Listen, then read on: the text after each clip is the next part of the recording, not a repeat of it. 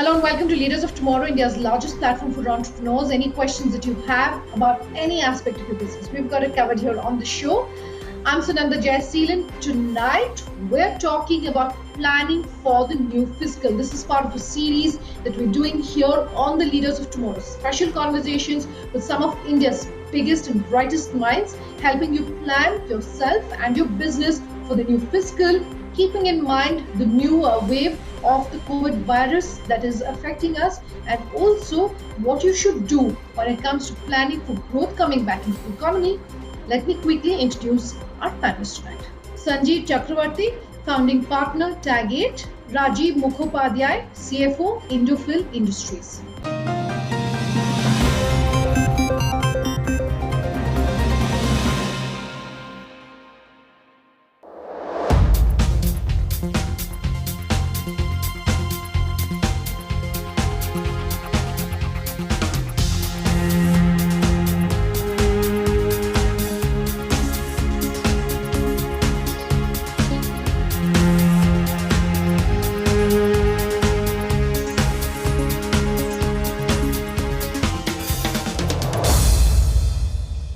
Rajiv, Sanjay, thank you so much for taking the time to speak with us here on the Leaders of Tomorrow. Always exciting to hear from India's largest businesses about their advice and about your advice for our entrepreneurs watching today's conversation.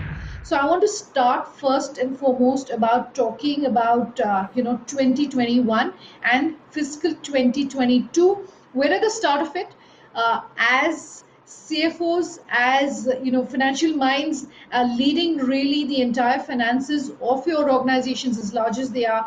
I want to sort of kickstart today's conversation by asking you, how are you preparing for 2022, given that just when we thought the pandemic was behind us, we're looking at the second wave coming back around. How are you really planning for this year? Rajiv, could I kindly ask for you to take this question on?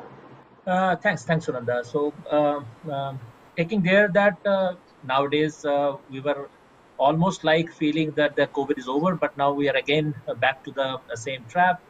Last March, this March, we are almost the same range.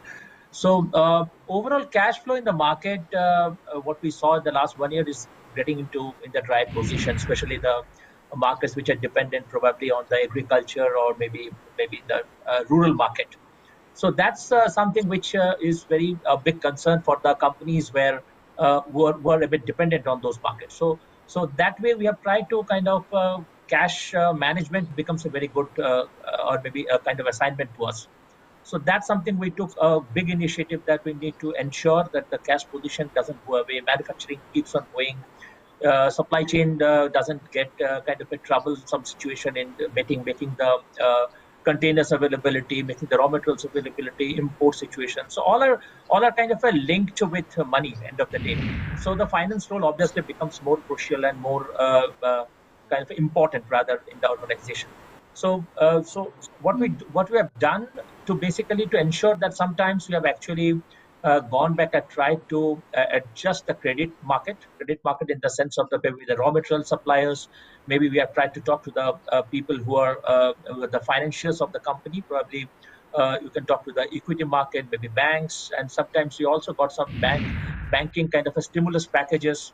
May not be that great in terms of the financially advantageous position, but we really try to get that. And at the end of the day, overall managing the cash inflow outflow, that is the big assignment in this kind of environment. We pretty much thought that we were out of the woods around 45 days back when we started hearing the second wave. And again, like the first wave, unfortunately, we thought that what is happening in UK in specific will not happen to us because we are in a different kind of environment.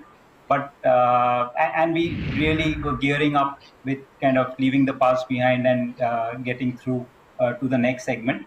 But we are where we are, and the good news is that we've gone through. Still, I think the first wave was something that was completely unprecedented.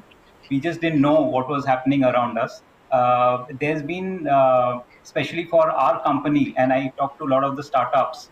We've actually, a lot of us have discovered new things that we were not earlier focusing on because the going was good. And for instance, for us, we've actually discovered the entire online platform as well as the entire export space, which is still looking good as we talk, because this is UK, this is US kind of a thing. But yeah, no real straight answer. I think that we are again in the middle of a very volatile environment. I just feel that we are way better prepared than what we were a year back. Way better prepared, you're saying. So your advice for a small business which is watching today's interview, to tell them this is what you should keep in mind, going by the experience that you had during the last lockdown. If you're looking at another national lockdown that's going to get announced as well, your advice about how someone should be preparing to run their business in these very difficult times. Sanjay, to you first. The first and foremost, I think we most of us have learned it, maybe the hard way, is to be able to be agile as far as your workspace is concerned. So this time round, we don't see absolutely any issue being able to move back to a work from home environment. And frankly, we were at like a 70% work from home any which ways. So it's a matter of getting those 30% back, right? Now we are in the manufacturing space. We do a lot of online sales. In fact, let me tell you, our current sales is actually 5 times the pre-COVID sales number, and this is just about online sales that we are talking about. We are just hoping that during this entire second phase, now that the supply chain is something that hopefully will continue to be the way it's currently working, that will not have that significant an impact. And then, broadly, the message everywhere, I guess, is the same as Rajiv alluded to. Cash clearly is the king. Being able to manage cash is what will help you go through this second wave as well. And there's absolutely no two things about that. Okay, Rajiv, an interesting and an important point really being made as far as cash is concerned. For a small business is saying, perhaps, 2020 was difficult enough. I wasn't able to perhaps raise funds. I had huge outstanding loans, etc. 2021, I don't have access to that kind of cash. I don't have that much cash in book or, in the bank. What's your advice for them about, managing for 2021, managing the second round of the lockdown? So managing lockdown in two terms, two folds rather. First is obviously you have to manage the business first in the way that it keeps Yeah. on going. Sometimes Yeah. we also face the difficulty your manufacturing gets stopped because of the raw material supplies get stopped. Because of the supply chain challenges. That is a separate angle altogether. But as because I'm from finance, I can focus that financial challenges is mainly because what we have done is that we try to extend the credit period. We try to talk to the people whom we are working with since probably 20, 25 years. We just talk to them that Sure. we are temporarily increasing the credit period. If necessary, we'll pay some interest also, no problem. But probably you have to just sail through this particular period, so that you can at the same time, this is the supply side, probably in the payment side, or maybe in the other side of the cash cycle. We have tried to get the stimulus packages for the government. We really can take help of that. It may not be financially very kind of attractive, but it actually helps you to sail through the period. I'm not saying that they are very economically good proposals, because they are end of the day you are ending up paying with the interest amount of the whole credit period. But still, I should say that even if you are paying interest, but you can at least sail through the period. So that's a surviving kind of situation. So overall, I don't think we are in a that bad situation as we were in the last March. We are much better prepared. Sanjay is right, absolutely. We are in a much better and should not be a very large issue in terms of the people who have gone through since last 1 year. I'm sure we have the worst is over now. It is just a kind of improvement. That much I can say. Okay, so one is of course having cash in on your books to ensure that you have some sort of a you're at some sort of comfortable stage. A lot of companies that we've been speaking with have all introduced new product lines or product extensions. A lot of people going into COVID related kind of products, whether it's sanitizers, gloves, masks, etc. Do you think that you should, as a business, look at a diversified strategy, diversified product lines? How should you look at a changed business strategy, when the external environment perhaps is looking so difficult? Would you, as finance professionals, advise for businesses to necessarily have a diversified product portfolio, a diversified business strategy? What's your advice? Yeah, I mean, I'm a strong believer that you need to change with time and what the situation is. At the same time, I also believe that you need to play to your strength. So, frankly, just because the entire dynamics has changed and people are doing a certain things. So, in specific, say, people have started making masks or Yeah. sanitizers. If that is not my core area, if I don't have the ability to really do a good job there and be an outlier there, I wouldn't do that. And very frankly, I wouldn't really let advise people to follow that chain. To me, fundamentally, when things are tough as it is now, you have to play to your strength, and in Sure. doing so, absolutely look at where else can your strength be used. For example, within our business, we have introduced several new products, but it is pretty much aligned to what we are doing. And interestingly, we are pretty popular in the corporate gifting space, and that's where we've seen a lot of the items change completely from what we were doing earlier, to masks, to sanitizers, to PPE kits. But we didn't jump in despite we had a sales channel, because of the same belief that if we are into that business, we better be really, really good and at the top in doing so, especially if you are a mid-sized business. So that's my take. Gentlemen, I have to take a quick commercial break. We're back in just a second.